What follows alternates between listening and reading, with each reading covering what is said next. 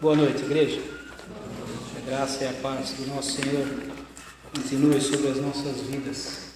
Nesse momento eu convido a igreja a abrir suas Bíblias no livro de Êxodo, capítulo 8. Êxodo 8, eu farei a leitura dos versículos 20 a 28.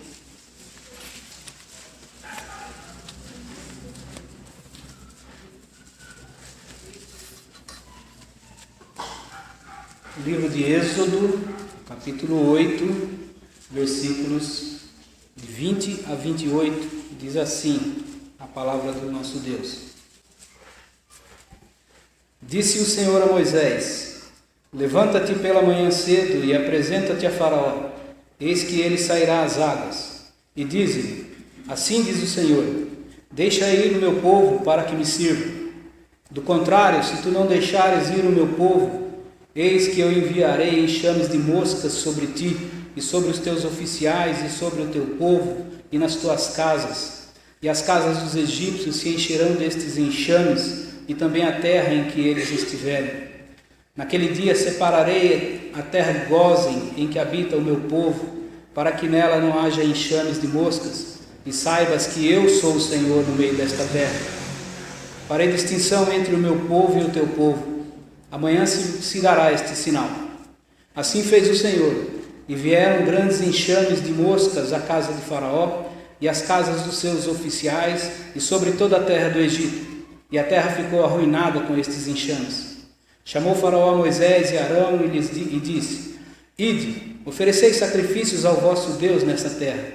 Respondeu Moisés: não convém que façamos assim, porque ofereceríamos ao Senhor nosso Deus sacrifícios abomináveis aos egípcios. Eis que se oferecermos tais sacrifícios perante os seus olhos, não nos apedrejarão eles? Temos de ir caminho de 3 dias ao deserto, e ofereceremos sacrifícios ao Senhor nosso Deus, como ele nos disser. Então disse Faraó: deixar-vos-ei ir, para que ofereçais sacrifícios ao Senhor vosso Deus no deserto. Somente que saindo, não vades muito longe. Orai também por mim. Oremos. Pai, te damos graças, Senhor Deus, pela tua palavra, neste momento em que temos a oportunidade de meditarmos nesta porção da tua palavra, e rogamos a instrução do teu Santo Espírito para que nós possamos compreendê-la e colocar em prática nas nossas vidas. Nós agradecemos e pedimos a tua bênção em nome do Senhor Jesus. Amém. Através desse texto, irmãos, gostaríamos de conversar um pouco a respeito desse tema, diante do plano de Deus e das contrapropostas do mundo, ou das propostas do plano de Deus para a vida do seu povo e as contrapropostas do mundo. Diante disso, nós vamos analisar como nós respondemos, como nós nos portamos ou correspondemos às propostas do plano de Deus e às contrapropostas do mundo.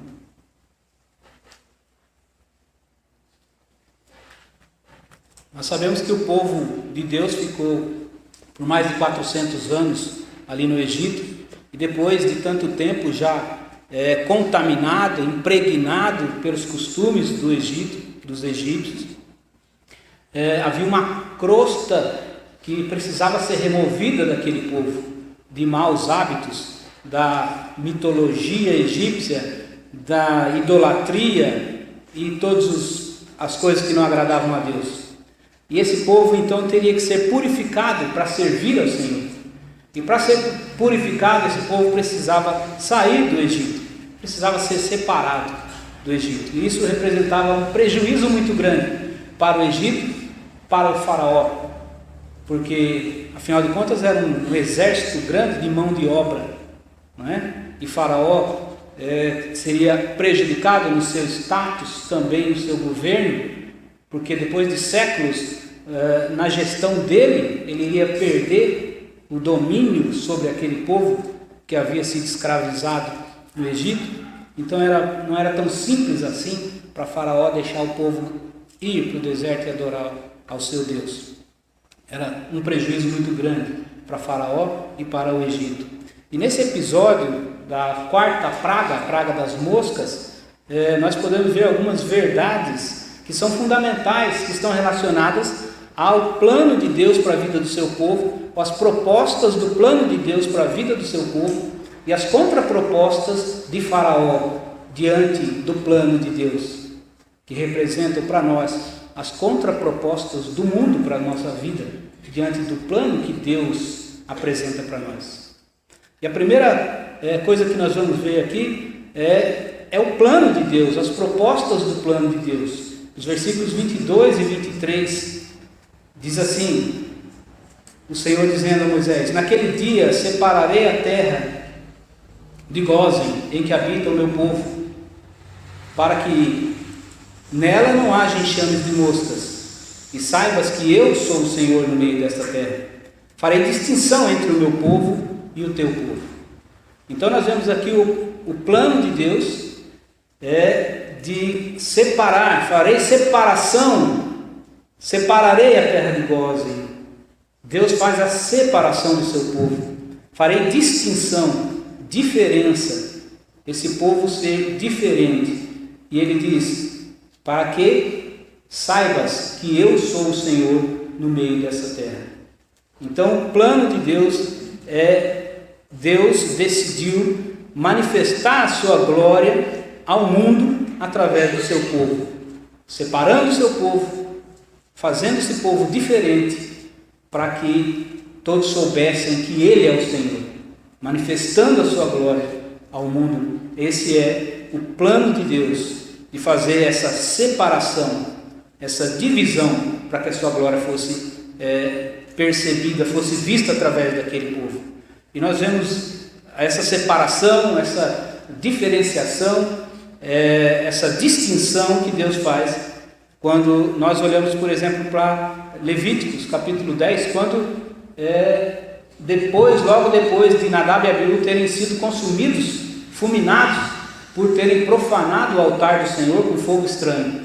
O Senhor dá instruções para Moisés para santificar a vida dos sacerdotes, e no versículo 10 de Levítico 10 ele diz: para fazer diferença entre o santo e o profano, entre o imundo e o puro, para fazer diferença, fazer distinção.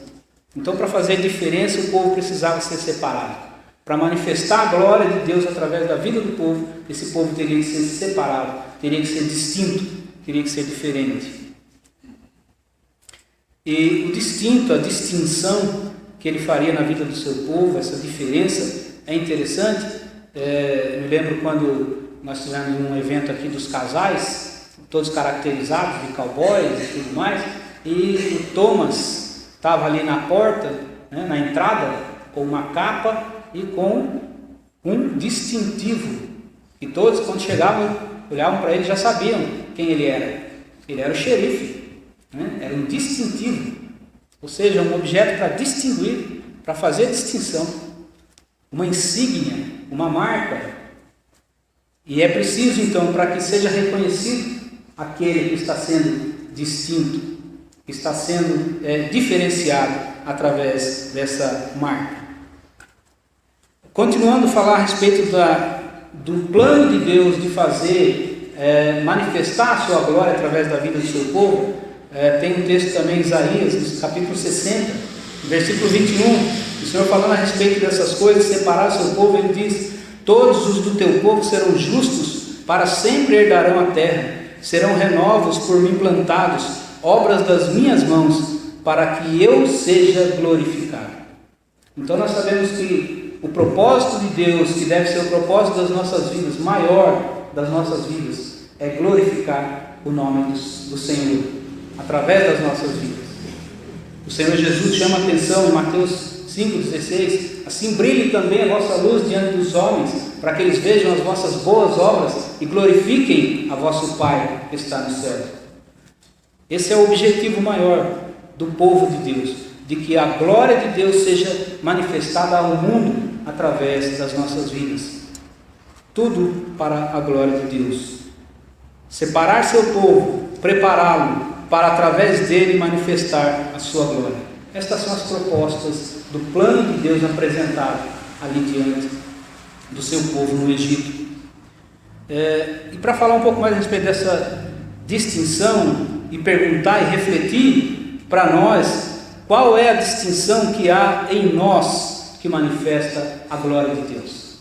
Eu me lembro de um quadro que passava no programa de televisão em que um patrão, um empresário, ele se disfarçava de empregado e se infiltrava entre os empregados, e ali ele observava o comportamento daqueles empregados e fazia uma avaliação.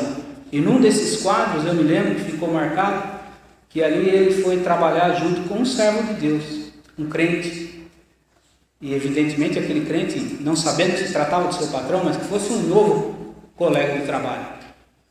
E aquele patrão, aquele empresário observou o comportamento daquele funcionário, e ele observou que aquele funcionário era diferente dos outros, e quando ele fazia todo o seu trabalho corretamente, seguia corretamente as instruções que eram o procedimento que ele devia seguir, quando ele terminava o seu serviço, ele não ficava parado, matando tempo igual os outros, ele estava fazendo alguma outra coisa.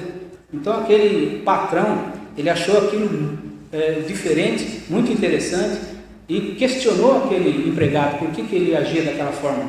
E aquele empregado disse para ele: é que eu sou um servo de Deus, e a palavra de Deus nos ensina que quando nós fazemos o trabalho para os nossos senhores aqui no mundo, nós temos que fazer como se estivesse fazendo para o Senhor. Aquele patrão se emocionou e chorou, porque estava diante da glória de Deus manifestada na vida daquele homem. Às vezes, irmãos, nós devemos pensar qual é o nosso conceito a respeito dessa distinção. Qual é a distinção que há em nós que tem manifestado a glória de Deus? Há muitos crentes que acham que, nesse exemplo que eu dei, por exemplo, tomando um empregado, um mero empregado, Deus manifestar a sua glória, seria transformar um mero empregado em um diretor da empresa ou em um patrão. Mas a palavra de Deus nos mostra que Deus manifesta a sua glória transformando um mero empregado num empregado diferente dos demais, na sua conduta, no seu comportamento. É assim que Deus manifesta a sua glória. Essa é a distinção que Ele faz na vida do seu povo. O conceito de distinção que nós precisamos compreender através dessa ilustração. Adiante dessa proposta do plano de Deus para a vida do povo, nós vemos as contrapropostas do Egito. Quando o faraó, então, depois dessas declarações e depois de ter já acontecido a praga das moscas, no versículo 26, 25, chamou Faraó a Moisés e Arão e disse: ide, oferecei sacrifícios ao vosso Deus nesta terra. Esta é a contraproposta, a primeira contraproposta que nós vemos diante da proposta do plano de Deus apresentada por Faraó, que é apresentada pelo mundo. Oferecei sacrifício ao vosso Deus, como Moisés tinha reivindicado diante de Faraó. Vão, ofereçam sacrifício aqui nesta terra. Veja que assim como Deus coloca a sua proposta de fazer separação, de fazer distinção, o Egito, o Faraó, o mundo, ele tem a proposta de manter misturado, de manter junto, de não deixar que se separem. A gente olha para João 3, 20 e 21, que nos diz assim, o Senhor Jesus dizendo: pois todo aquele que pratica o mal aborrece a luz e não se chega para a luz, a fim de não serem arguidas as suas obras. Quem pratica a verdade aproxima-se da luz, a fim de que as suas obras sejam manifestas, porque são feitas em Deus. Então, aquele que ama a verdade, ele gosta de estar próximo da luz. O mundo não gosta que você esteja separado dele. Aqueles que estão com a mentira, com o mal, que praticam o mal, eles não querem se achegar para a luz, eles não querem essa distinção, essa separação. Eles querem manter a confusão.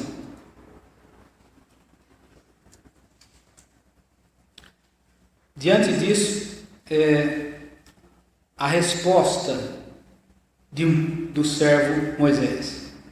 Então aqui, para ilustrar também isso, aqui por exemplo nós temos muitas professoras na nossa igreja. Imagine você uma professora num ambiente assim, conforme essas palavras do Senhor Jesus, onde você vê que foi feito algo mal, uma arte ali de algum aluno ou alguns, e você quer descobrir quem foi que fez aquilo, e precisa responsabilizar alguém, e você propõe ali, vamos fazer uma separação, quem participou dessa obra fica desse lado, quem não participou fica do outro lado.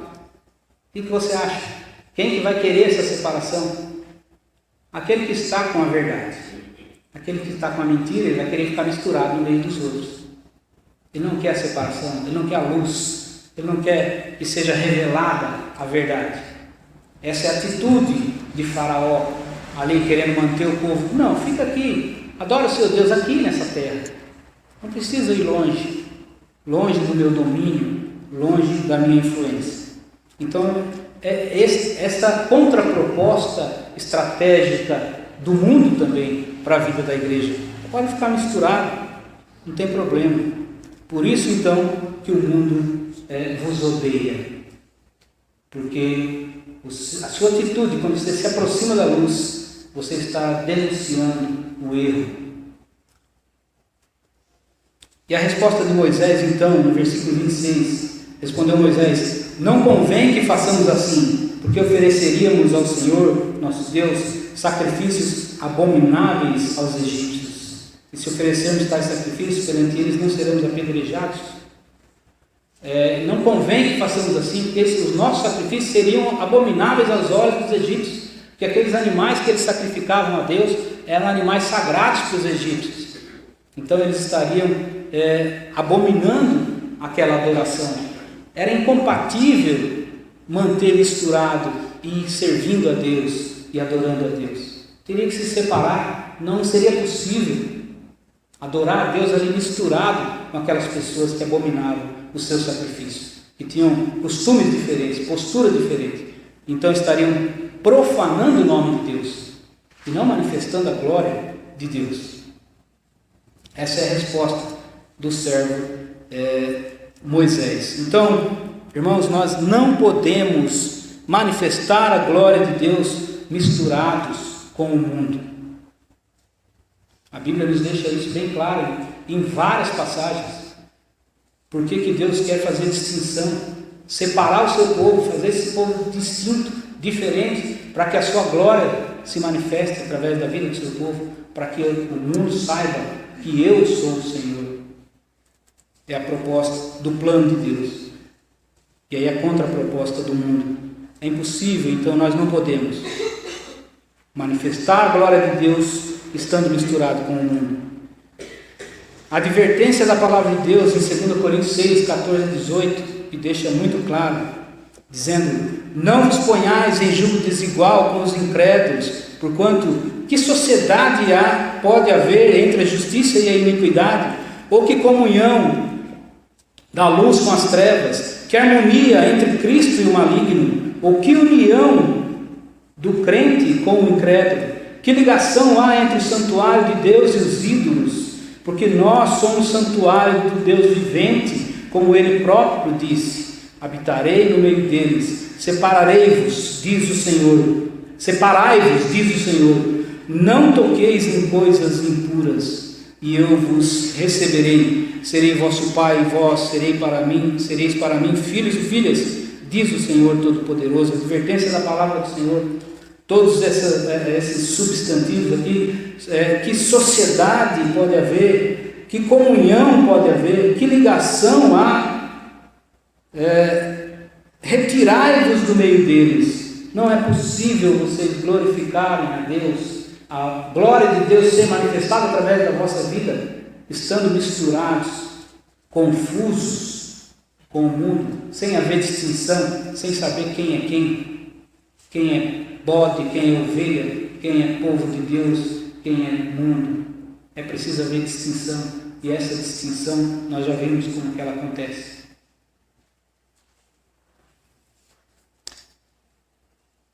Adorar sem separar e santificar é profanar. Não podemos adorar, manifestar a glória de Deus misturados com o mundo. Agora nós temos que fazer algumas observações aqui, irmãos. É evidente que essa separação não é física, como foi a do Egito. Ela é moral e espiritual.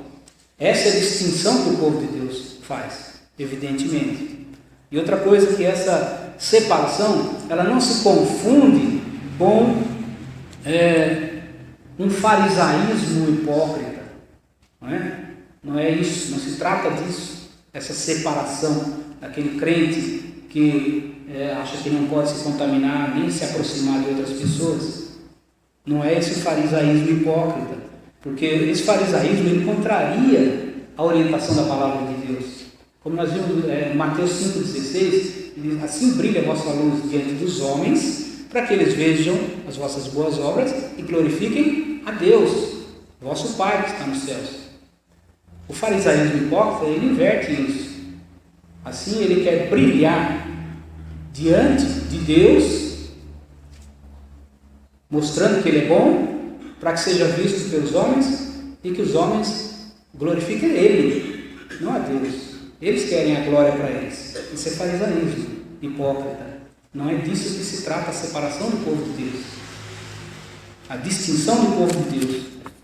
Então nós vemos aqui, diante dessa contraproposta de se manter misturado, a necessidade de separação. Quando o servo Moisés responde a Faraó, dizendo que não seria viável, não convém fazendo dessa forma, porque estaríamos profanando o nome de Deus. É preciso haver distinção, é preciso haver separação. E ele ainda continua no versículo 27, Moisés ainda diz: nós temos que ir caminho de 3 dias ao deserto e ofereceremos sacrifícios ao Senhor nosso Deus, como Ele nos disser. Não é como o Faraó está dizendo, não é como o mundo diz, não é como nós achamos que deve ser, é como Ele nos disser, é como Deus diz, é conforme a palavra de Deus. Mas esta resposta de Moisés: mas irmãos, o mundo não desiste tão fácil de você, de nós. Vem uma outra contraproposta de Faraó, no versículo 28. Então disse Faraó: deixai-vos ir. Tá bom, vou deixar vocês ir, para que ofereçais sacrifício ao Senhor vosso Deus, no deserto, como vocês têm que ir. Somente que, saindo, não vades muito longe. Já que não pode ficar ali, vocês têm que ir para o deserto, tudo bem, precisa se separar, eu vou permitir. Só vou te pedir uma coisa: não vá muito longe. Esta é uma outra contraproposta, uma sugestão estratégica e ardilosa do Egito, do mundo, para o povo de Deus. Aqui há uma analogia entre a escravidão no Egito e a escravidão do pecado, do mundo, que o mundo está sugerindo, assim como o Faraó: não vá longe demais com a sua fé. Não precisa ir tão longe. Não vá longe demais. Seja complacente. Não leve isso tão a sério. Não vá tão longe em defesa da verdade, denunciando o erro. Não precisa ser radical. Seja moderado. Busque a pureza. Mas não seja tão rígido. Não queira ser santo. Você não está indo longe demais com isso? É bom sim ir à igreja, fazer oração, mas não precisa viver na igreja. Você merece descansar, se divertir um pouco. Qual o problema de fazer o que todo mundo faz, está na moda? Será que você não está indo longe demais com tudo isso? Várias vezes por semana nos trabalhos da igreja, agora até segunda-feira tem culto, né? Lendo a Bíblia todos os dias. Cuidado, ficar lendo muita Bíblia você pode ficar louco. Será que você não está indo longe demais com tudo isso? Será que você mesmo não acha que você está indo longe demais? precisa ser mais moderado, não causar conflitos, ser politicamente correto, para não ser ridicularizado pela sua fé. A proposta estratégica e ardilosa, a contraproposta, a sugestão de não ir longe demais. Não vá longe demais. Não precisa tudo isso. Não dê ouvidos, irmãos, para essa contraproposta, para essa sugestão. Vá cada vez mais longe do Egito, das paixões do mundo, e então a glória de Deus poderá ser vista através da sua vida, conforme o plano de Deus. Quanto mais longe do Egito, mais seguro para não ser escravizado de novo. Quanto mais longe do pecado, quanto mais longe das práticas, das paixões do mundo, mais seguro você estará de não ser escravizado novamente pelo pecado, pelas paixões do mundo. Vá longe, vá para longe. Não ouça essa sugestão, você está indo longe demais. Seja sim radical na sua fé, no bom sentido da palavra. E vá longe. Quanto mais longe do Egito, mais perto de Canaã, mais perto de Deus. E mais seguro nós estaremos. Estas, então, são a proposta do plano de Deus para a vida do seu povo. E as contrapropostas do Egito, representando as sugestões do mundo para a vida do povo de Deus. Não precisa se separar, né? Alguém houve até um debate a respeito disso, de que a igreja não é exclusivista. Então, talvez com essa ideia de ser moderado e de não parecer exclusivista diante da sociedade, a gente acaba aceitando essa sugestão de não ir longe demais. Mas o plano de Deus, ele exclui o seu povo do mundo, exclui a impureza da vida do seu povo. Então não dá para a gente estar agradando a Deus e ao mundo ao mesmo tempo. É preciso haver essa distinção, essa separação. E aí nós vamos ver as respostas, a resposta do servo de Deus diante das propostas do plano de Deus e das contrapropostas do mundo. Qual é a resposta do servo de Deus? E eu gostaria de citar dois exemplos.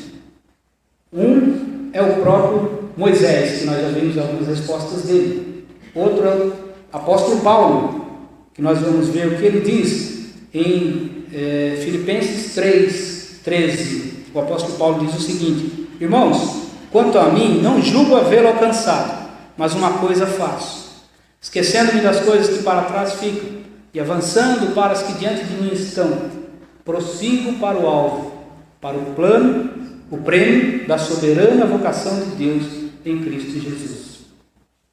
O que Paulo está dizendo, o que ele faz? Que ele não julgo ter alcançado, ainda não alcancei o prêmio da soberana vocação, mas uma coisa eu faço. O que ele faz? Eu prossigo para o alvo. E de que forma ele faz? Esquecendo-me das coisas que para trás ficam e avançando para as que diante de mim estão. Prossegue para o alvo. Esse é o exemplo do apóstolo Paulo. E analisando aqui, tomando para nós como exemplo essa atitude e esse ensino do apóstolo Paulo, nós devemos, antes de prosseguir para o alvo, nós temos que avaliar, analisar e definir qual tem sido o nosso alvo. Será que é a nossa prioridade de vida? O nosso alvo tem sido esse prêmio da soberana vocação? Tem sido manifestar a glória de Deus na nossa vida? O prêmio da soberana vocação em Cristo, a nova vida em Cristo Jesus, uma vida que manifesta ao mundo a glória de Deus? Será que esse é o alvo? Então, antes de prosseguirmos para o alvo, nós temos que avaliar e definir qual é o alvo da nossa vida, qual é a nossa meta, qual é o nosso objetivo maior, qual é a razão da nossa existência. Depois de termos definido, então, que esse é o nosso alvo, aí nós podemos agir como Paulo. Como é que nós vamos prosseguir para esse alvo? Esquecendo-me das coisas que para trás ficam. Essa é a primeira coisa que Paulo fala. Como que ele vai prosseguir para o alvo? Primeiro, esquecendo das coisas que para trás ficam. Olhando para o exemplo dos do povo de Deus que saiu do Egito, nós vemos lá que os prazeres do Egito, os pepinos, os melões, as cebolas, os temperos, juntando com a ingratidão, né, impediam alguns de ver as agruras da escravidão que eles sofriam lá no Egito. Por quê? Ficaram olhando para trás, olhando para os prazeres que eles tinham lá e não conseguiam enxergar o sofrimento da escravidão. Diante disso, o apóstolo Paulo fala em Filipenses, como eu disse, 3, também nos versículos 7 e 8. Mas o que para mim era lucro, isso considerei perda por causa de Cristo. Sim, deveras considero tudo como perda por causa da sublimidade do conhecimento de Cristo Jesus, meu Senhor, por amor do qual perdi todas as coisas e as considero como um refúgio para ganhar a Cristo. O que Paulo estava deixando para trás? As coisas que ele estava se esquecendo e deixando para trás. Ele estava deixando o seu status, o seu poder, a sua riqueza, a sua glória, o seu nome, seus títulos, tudo isso ele considerou como refúgio e deixou para trás. É isso que ele está dizendo. E para os egípcios teriam que ter deixado para trás essas coisas, os prazeres, e nós, na nossa vida, não é diferente. Colossenses 3,5 diz: fazei morrer, pois, a vossa natureza terrena, deixar para trás. Nós precisamos sepultar o nosso velho homem com as suas paixões do passado, esquecer das coisas que para trás ficam, deixar a vida de escravidão do pecado para trás, por causa da sublimidade daquilo que Deus tem proposto no seu plano para nós. Porque Jesus pagou o alto preço da nossa liberdade. Então nós precisamos sepultar esse velho homem, deixar para trás tudo aquilo que nós considerávamos bom, prazeroso ou importante,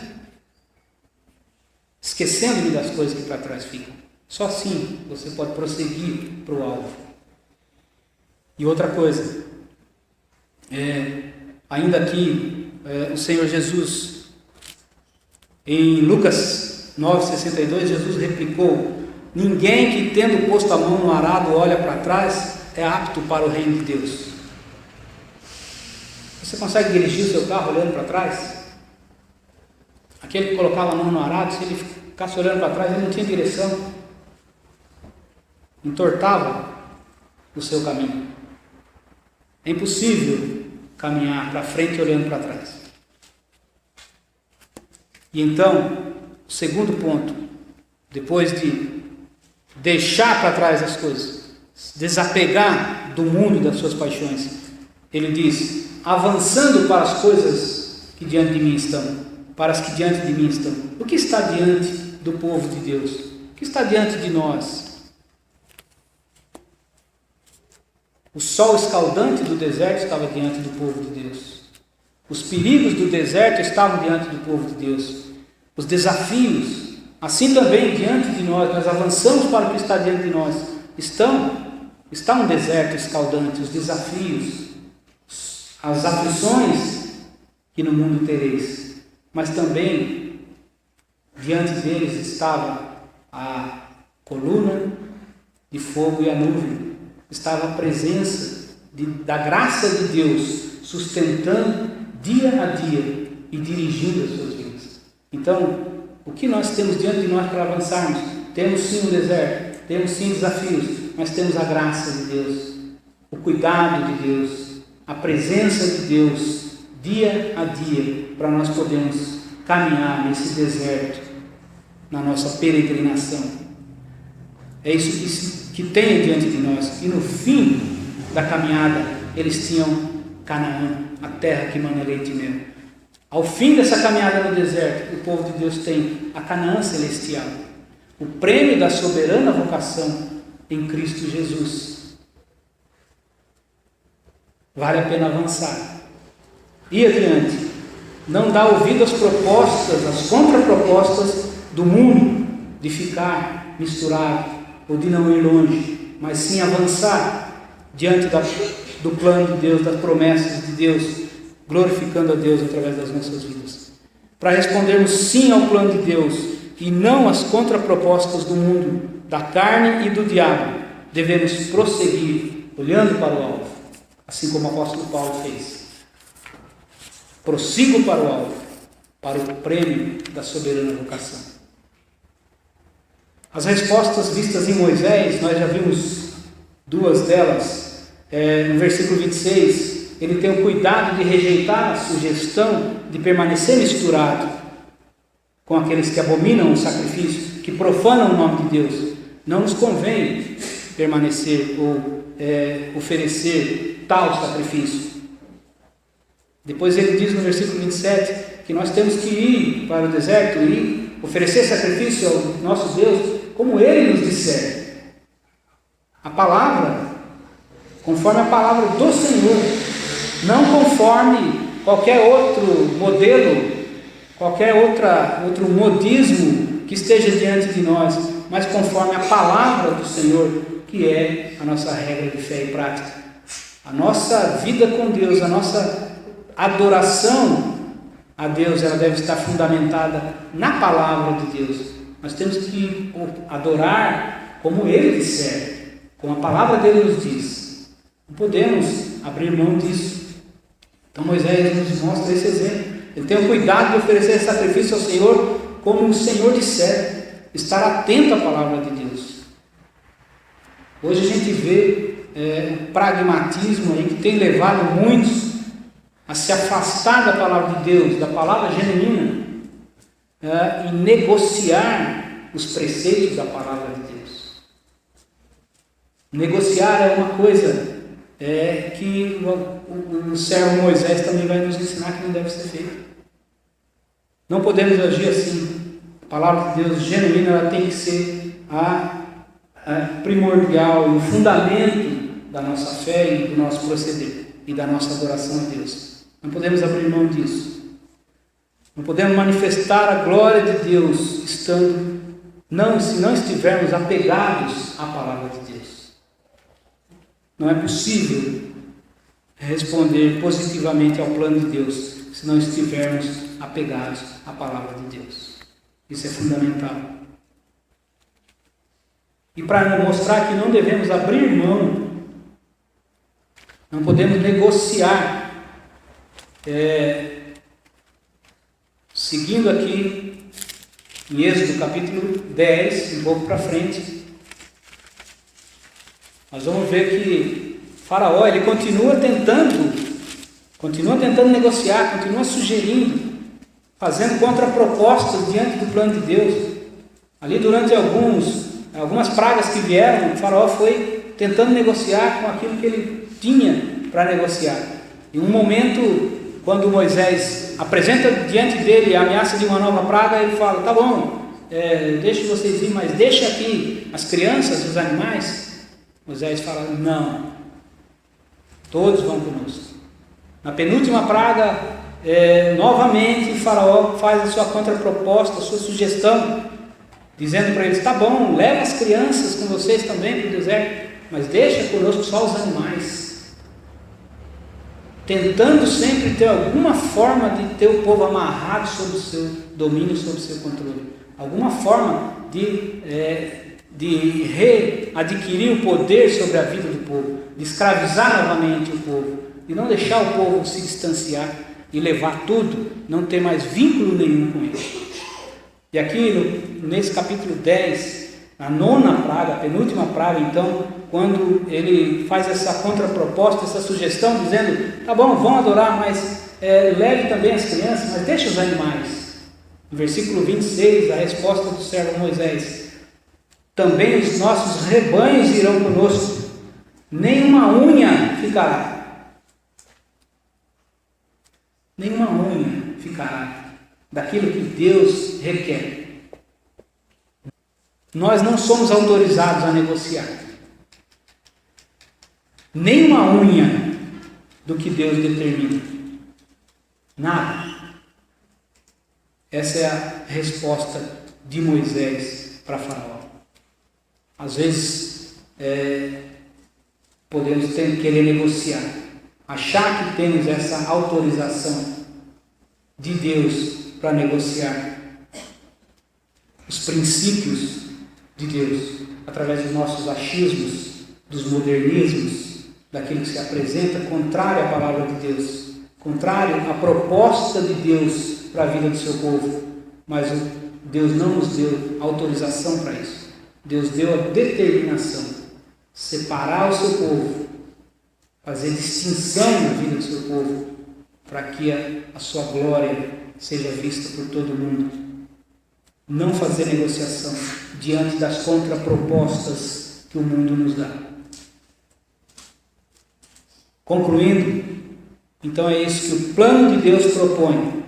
Nós irmos cada vez mais longe do Egito e que sejamos distintos para mostrar sua glória ao mundo. O mundo faz suas contrapropostas para nos impedir, quer negociar para nós reduzirmos a nossa dedicação a Deus e não irmos tão longe. Qual tem sido a nossa resposta diante dessa contraproposta do mundo? Será que nós temos respondido como serve o apóstolo Paulo, deixando as coisas que para trás ficam, nos esquecendo das paixões do mundo e prosseguindo para o alvo, o plano da soberana vocação? Será que nós temos respondido como servo Moisés, de nos separarmos, de não aceitarmos estar misturados, confusos, confundidos, não nos conformarmos com este mundo e de buscar o que a palavra de Deus nos diz, o que Deus disser, e de não abrir mão de nenhuma unha daquilo que Deus requer? Será que nós temos respondido dessa forma diante da proposta do plano de Deus e das contrapropostas do mundo? Possamos refletir a respeito disso, de como nós temos respondido, se a glória de Deus tem sido vista através das nossas vidas ou não. Que Deus nos abençoe.